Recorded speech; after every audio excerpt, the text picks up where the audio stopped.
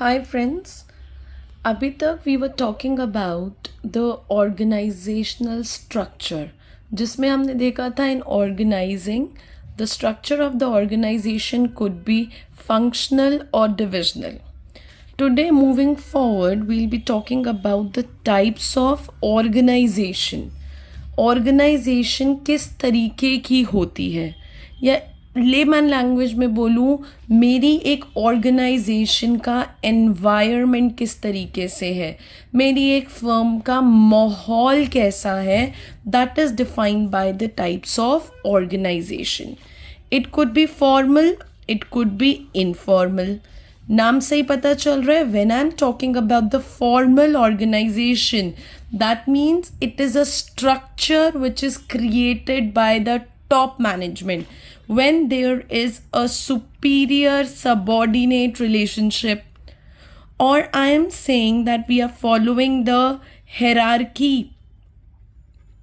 structure कि ये top में काम करता है, ये मिडिल में काम करता है, ये बॉटम में काम करता है, ये इसको कमांड करेगा, ये इसको कमांड करेगा, किसने किसको रिपोर्ट करना है, किसने किससे ऑर्डर्स लेना है, what should be the lines of communication.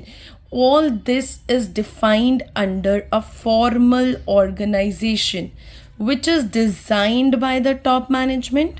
That means वहाँ ऑर्गेनाइजेशन में डिफाइन किया जाता है व्हाट इज़ योर जॉब, आपको क्या काम करना है, आपकी जो है अथॉरिटी रिस्पॉन्सिबिलिटी रिलेशनशिप किससे है, एक ऑर्गेनाइजेशन में आपको किससे ऑर्डर लेना है. All this comes under the formal organization. That means अगर मेरे ऑर्गेनाइजेशन का एनवायरनमेंट फॉर्मल है तो वहाँ पर या तो मेरा फंक्शनल स्ट्रक्चर चल रहा होगा या तो मेरा डिविजनल स्ट्रक्चर चल रहा होगा. हमने पढ़ा था functional means when we have a departments on the basis of functions जिसके बीच में subordinate and superior subordinate का relationship था. ये सब किस तरीके से काम कर रहे थे with the formal lines of communication. Similarly हमने divisional में पढ़ा था where the different departments are created on the basis of product line. यहाँ पर भी इनके बीच में जो रिलेशन था वो क्या था, फॉर्मल था, सुपीरियर सबॉर्डिनेट रिलेशनशिप था.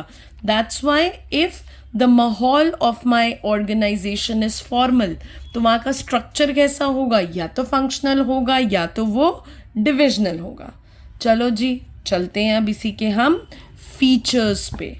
सबसे पहला वही, it is designed by the top management and top management has defined authority and responsibility relationship. That means जो बोला गया है उसी से आपने ऑर्डर्स लेने हैं, उसी को आपने रिपोर्ट करना है, उसी डिपार्टमेंट में काम करना है, उसी टीम का आप पार्ट हो. You can not deviate from that responsibility or the relationship which is assigned within the organization. इसी में चलते हैं आगे. The emphasis is on the work. Obviously, these relationships are being created for achieving the common goal. हम उसी के लिए काम करेंगे, अपने किसी पर्सनल रिलेशनशिप के लिए काम नहीं करेंगे. हम वहाँ पे किसी गॉसिप को इम्पोर्टेंस नहीं दे रहे, हम वहाँ पर सिर्फ काम को इम्पोर्टेंस दे रहे हैं क्योंकि हमें ऑर्गेनाइजेशन के गोल को अचीव करना है जिसके लिए हम सब इकट्ठे हुए हैं. एंड उसमें again what should be the line of communication, what should be the line of authority, what should be the line of responsibility, all this lays down the rules and regulation by which a subordinate has to work in an organization. और अब सबको पता है किसको क्या काम करना है, वो काम किस तरीके से होना चाहिए. So the functioning will be smooth and this is done on the basis of specialization. मुझे किस सबॉर्डिनेट से कौन सा काम करवाना है, वो किस चीज़ में एबिलिटी उसकी है, उसके पास क्या स्किल्स है. That division of work is done in this formal organization on the basis of specialization, and again that is going to have a fixed lines of communication क्योंकि बार बार वही आ रहा है, सबके बीच में जो है सुपीरियर सबॉर्डिनेट रिलेशनशिप है. आप कौन से डिपार्टमेंट के अंडर काम कर रहे हो आपको पता है, तो आपका जो वहाँ पे बॉस होगा आप उसी से अपने ऑर्डर्स को लोगे. तो that means whenever I am talking about the formal organization, यहाँ पर स्ट्रिक्ट लाइंस ऑफ कम्युनिकेशन है, यहाँ पर प्रॉपर रूल से हमें अबाइड करना है, हमें अपने एज पर द डिपार्टमेंट जो है काम करना है. चलो जी फटाफट अब इसके एडवांटेजेस एंड डिसएडवांटेजेस भी देख लेते हैं. सबसे पहला एडवांटेज, फिक्सेशन ऑफ रिस्पॉन्सिबिलिटी. सबको उसका काम समझा दिया गया है, what to do, when to do सबको पता है. So that is there is a fixation of responsibility and हमें ये पता है कि किससे इंस्ट्रक्शंस लेनी है, हम कौन से बॉस को अकाउंटेबल हैं. That means in the formal organization we are following a principle of unity of command. And when we know what is my responsibility, मुझे किससे ऑर्डर लेना है, मैं किसको अकाउंटेबल हूँ, there will always be stability in the organization. Stable होके हम काम करेंगे तो हम अपने गोल्स को अचीव कर पाएंगे. और सबको जब उसका काम डिस्ट्रीब्यूटेड है तो there will be no duplication of efforts because there is no confusion in the mind of the people कि उसको कौन सा काम करना है. But again it is not free from any disadvantages. This has few disadvantages also. Number 1, result delay. We have to follow the proper hierarchy for the communication. मतलब top management को अगर बॉटम से बात करनी है तो उसको प्रॉपर हायरार्की फॉलो करनी पड़ेगी. तो in that case the communication will be delayed, the reporting procedure is going to be lengthy. तो जितना ज़्यादा टाइम रिपोर्टिंग में लगेगा उतना ही ज़्यादा हमारे रिजल्ट डिले होंगे. एंड हमने ये पढ़ा था कि फॉर्मल किसके लिए है. Formal organization is only for achieving the goals of the organization. That mean the purpose is only to work. लेकिन अगर हम एक ह्यूमन की बात करें, we are the social animal. अगर कोई बस बोले सिर्फ काम करो किसी से बातें नहीं करनी, तो हम शायद अपनी जो है प्रोडक्टिविटी को इन्हांस नहीं कर पाएंगे. अगर हमें कोई स्कूल में बोल रहा है सुबह जो है 7:30 से लेके 2 बजे तक सिर्फ पढ़ाई करनी है, आपस में बात नहीं करनी, फ्रेंड्स के साथ बैठ के खाना नहीं खाना, बिल्कुल इंजॉय नहीं करना, इंटरैक्ट नहीं करना, so our efficiency is going to reduce. हमारा स्कूल में पढ़ाई करने का मन ही नहीं करेगा. Same with the formal organization. सिर्फ काम, हम किसी से अगर इंटरैक्ट नहीं कर पाएंगे तो हम कभी भी अपनी एफिशिएंसी को बेस्ट नहीं दे पाएंगे. And if we only have to follow the rules and regulations which is assigned, हमें जो बोला है सिर्फ उसी तरीके से काम करना है, अपना ज़्यादा दिमाग नहीं लगाना, तो there will be no initiative in the minds of a superior subordinates. And there will always be a neglection of social needs of an employees कि they want to interact, वो जो है थोड़े से फ्रेंड्स बनाना चाहते हैं, थोड़ी सी बातें करना चाहते हैं. all such social needs are neglected in the formal organization. अब चलते हैं जी दूसरे टाइप पे, देखते हैं अब, which is informal organization. It is totally opposite of the formal organization. यहाँ पर जो है हमें अलाउड है कि हम एक दूसरे से इंटरैक्ट कर सकते हैं, हम एक दूसरे के साथ फ्रेंडली रिलेशंस बना सकते हैं, हम उनके साथ सोशलाइज कर सकते हैं. और देखो इसमें क्या लिखा है, informal organization exist within the formal organization. हम फॉर्मली जहाँ पर मिलेंगे, हम बात करेंगे थोड़ी सी. फॉर एग्जाम्पल मैंने जो है स्कूल में एक टीचर से पूछा कि आपके बच्चे का जो है 10th का बोर्ड का एग्ज़ाम था, उसके एग्ज़ाम्स कैसे हुए, या उसका क्लास 12th का रिज़ल्ट कैसे आया. तो मैंने जब उनसे इंटरैक्ट करा, दैट इज़ मैंने उनसे इनफॉर्मली इंटरैक्ट करा इन दैट फॉर्मल ऑर्गेनाइजेशन. वहाँ स्कूल में रह के by following that lines of communication, the formal rules, मैंने उनसे जो है इनफॉर्मली उनके बच्चे की स्टडीज़ या रिज़ल्ट के बारे में पूछा. तो that means within this formal organization the informal is arising because we are interacting with each other, we are having a friendly relations with each other. That gives a rise to an informal organization. वही it exists within the formal organization. Informal leader, वैसे तो हम बोलते हैं कि हमारे informal organisation में कोई भी लीडर नहीं होता, लेकिन अगर कोई भी वहाँ लीडर बन जाता है तो वो जो है आपस में ही सबकी कंसेंट से जो है वो उस ग्रुप को, सोशल ग्रुप को जो है लीड करना शुरू कर देता है. There is no definite structure. हमें कोई जो है कोई हायरार्की फॉलो नहीं करनी, कोई स्ट्रक्चर को फॉलो नहीं करना. हम जब चाहें जिससे मर्जी जो है बात कर सकते हैं, चाहे वो हाई पोस्ट पे है, चाहे वो लो पोस्ट पे है, चाहे वो मेरे ही डिपार्टमेंट में है, चाहे वो मेरा हेड है. With whom I have a friendly relationships, I have a social bond, I can interact.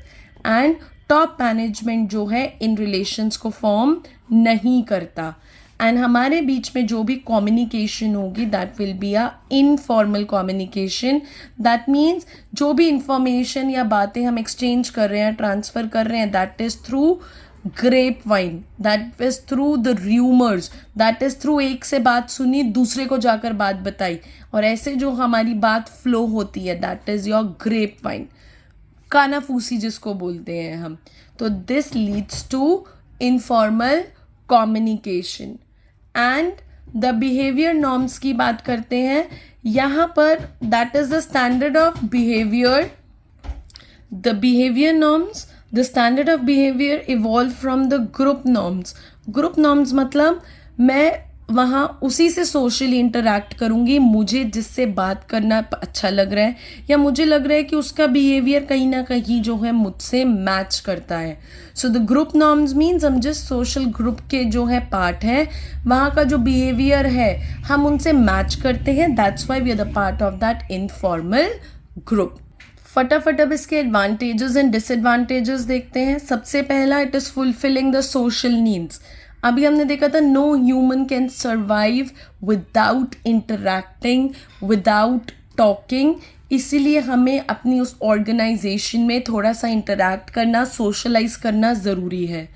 और कई बार हम कहते हैं ना जो बातें हम फॉर्मल रिलेशंस के थ्रू नहीं निकलवा सकते, हम कई बार इनफॉर्मली जो है उस बात का पता लगा देते हैं. That means the speed of communication is faster. हो सकता है कि फॉर्मली जो है अगर मैं किसी बात को करने जाऊं तो I have to follow the formal lines of communication. लेकिन ये जो टॉप और middle, if they both are friends with each other, तो समटाइम्स हम वो बातों को जो है जल्दी पता लगा लेते हैं क्योंकि we have a informal relations with each other. And कई बार उसकी वजह से फॉर्मल ऑर्गेनाइजेशन में काम करना जो है ईजी हो जाता है. And we are training the managers to have a good leadership quality, क्योंकि अगर वो जो है दोनों organization formal as well as informal को साथ लेके चलेगा, उसको पता चलेगा काम के समय काम करना है और उनकी अपनी टीम मेंबर की सोशल नीड्स को भी फुलफिल होने देना है. So he will have a good leadership quality. लेकिन इसका सबसे बड़ा डिसएडवांटेज स्प्रेड ऑफ र्यूमर्स. हमारी जो है बात आग की तरह फैलती है, पता नहीं वो बात सच्ची है या वो झूठी है, लेकिन इट स्प्रेड्स. और एक की बोलते ना, एक की चार लगा के हम बात आगे करते हैं. तो sometimes the information which we are receiving through informal organization और इनफॉर्मल लाइंस ऑफ कम्युनिकेशन, उसकी ऑथेंटिसिटी हम पता नहीं लगा सकते, वो कितनी सच है या कितनी झूठी है. And there will be a lack of specialisation, क्योंकि हम ये जो रिलेशनशिप्स फॉर्म कर रहे हैं, if a top management has a good relation with the manager, इन दोनों के बीच में अगर कोई कम्युनिकेशन हो रही है, इन दोनों के फंक्शंस के बीच में कोई मैच नहीं है, इन दोनों के जो है स्पेशलाइजेशन आपस में मीट नहीं करती है, लेकिन अगर ये एक दूसरे के लिए काम कर रहे हैं, so that will lead to the lack of specialization. और समटाइम्स हम काम के ऊपर अपनी सोशल ग्रुप को प्रायोरिटी देते हैं, उस समय हम अपने काम को टोटली इग्नोर कर देते हैं. And we start giving priority to our group interest. जैसे टीचर पढ़ा रही है लेकिन हम गप्पे मार रहे हैं अपने दोस्त के साथ, उसके साथ हम इन्वॉल्व हैं, हम सुन ही नहीं रहे हैं कि टीचर क्या कह रही है. तो that means during that time we were giving priority to our group interest. So these are the two types of organization which is formal and informal. जहाँ हमारा formal आएगा हमें पता है formal could be functional or it could be divisional. एक quick in दोनों के बीच में फटाफट से जो है डिफरेंस देख लेते हैं। देखते हैं इनके बीच में डिफरेंस। सब हम जो अभी पढ़कर आए हैं, how it is formed by the top management, but informal is formed by the social needs। हमें किस बात करना है जिससे मेरी ट्यूनिंग होती है, जिससे मुझे लगता है कि we have a common interest, उसके साथ जो है हम सोशलाइज करते हैं। कम्युनिकेशन यहाँ पे फॉर्मल तरीके से होती है, जिसको फॉर्मल तरीके से हमने पढ़ा था chapter 2 which is scalar chain. But informal में र्यूमर्स, बातें, एक इधर की बात उधर, gossip, that is grep wine.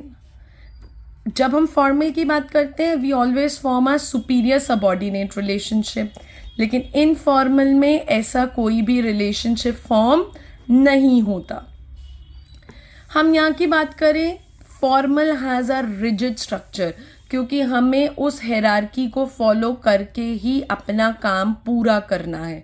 But informal has a flexible structure, क्योंकि हम कभी भी किसी से भी कहीं भी कम्युनिकेट कर सकते हैं। This is more stable. Why this is more stable? क्योंकि यहाँ पर हम पता लगा सकते हैं कि ये ऑर्डर कहाँ से आया है, रिपोर्ट कहाँ से आई है, मुझे कितने टाइम में किसको आंसर देना है, मुझे कब ऑर्डर रिसीव करना है। So there is a stability because there is a proper hierarchy by which we are working. But informal is not stable, क्योंकि इसने इसको बात बोली, इसने इसको बोली, इसने इसको बोली, तो हम पता नहीं लगा सकते कि ये बात कहाँ से चलती हुई आ रही है। आज मैं इससे कम्युनिकेट कर रही हूँ, मेरी लड़ाई हो गई, अब ये मेरा दोस्त नहीं है, मैंने ये जो है फ्रेंड बना लिया, so I started gossiping with her. तो that means this organization is not stable. But by having a superior subordinated relationship, by working for the goal of the organization, हमें सैलरी मिलती है, हमें एडिशनल बेनिफिट्स मिलते हैं। So all these are the financial benefits in the formal organization. But अगर हम informally जो है इकट्ठे हो रहे हैं तो that means we have a social need. हमारा फ्रेंड सर्कल है, हमें उससे बातें करना अच्छा लगता है, उसके साथ हमें बैठना अच्छा लगता है, तो that is giving us a social benefit. So that ends this particular topic of the types of organization. Now we are left with one topic of delegation and decentralization, which we'll be covering in part 3. Thank you.